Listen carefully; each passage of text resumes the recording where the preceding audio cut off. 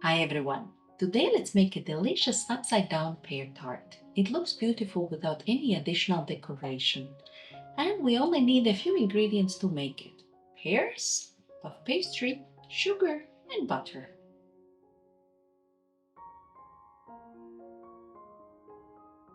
To make tarte tatin, we will caramelize the pears in butter and sugar before baking them. Therefore, I will use a cast iron pan which can be used on the stove and in the oven. First, let's roll chilled puff pastry and cut it in a circle shape, a little bigger than the diameter of the pan. I am using a big plate for that, which is just a little bigger than the pan. Sprinkle the kitchen countertop and puff pastry with flour as needed so that the puff pastry does not stick to the kitchen countertop or the roll.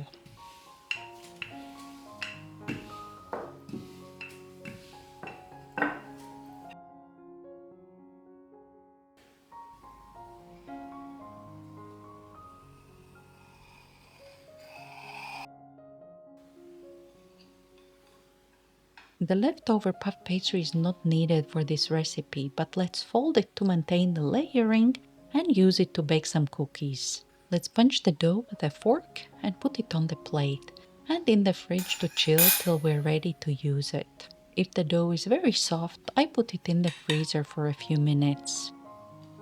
Let's set the oven to heat to 200 degrees Celsius or 430 degrees Fahrenheit.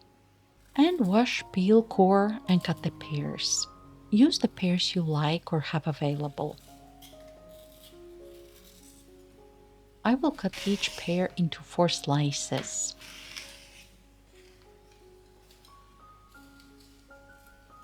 I am putting all the slices on a plate and sprinkle them with about a teaspoon of lemon juice. It is not mandatory, but will prevent the pears from browning in the minutes till we use them. Let's heat up the pan and put the butter in the pan.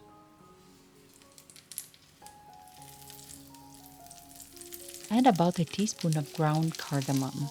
If possible, use freshly ground cardamom, which will smell nicely when being cooked. And add also sugar in the pan. I'll stir just a little to distribute the sugar more evenly. Let's arrange the pear slices on the pan with the rounded sides down. I have long pear slices, so I'll arrange them as a fan.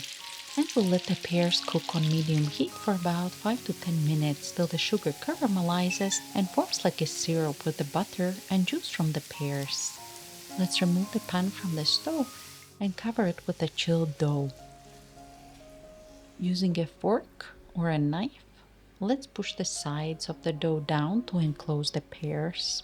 As the pan is very hot, the dough will quickly start to soften, therefore we need to be quick. And it goes in the oven to bake for about 20 to 25 minutes till the dough has puffed and is nicely brown. Let's remove the tart from the oven and leave it in the pan for a few minutes till it stops bubbling. Now let's put a big plate on top of the pan and flip to remove the tart from the pan. The pears are not stuck to the pastry, so if any slice moves out of the place, you can put it back. If any caramelized syrup is left in the pan, scrape it and pour over the tart. And enjoy the tart on its own or with some ice cream. I prefer to eat it warm, but it can also be eaten cold. Let me know how the pear tart turned out for you, and see you next week. Bye!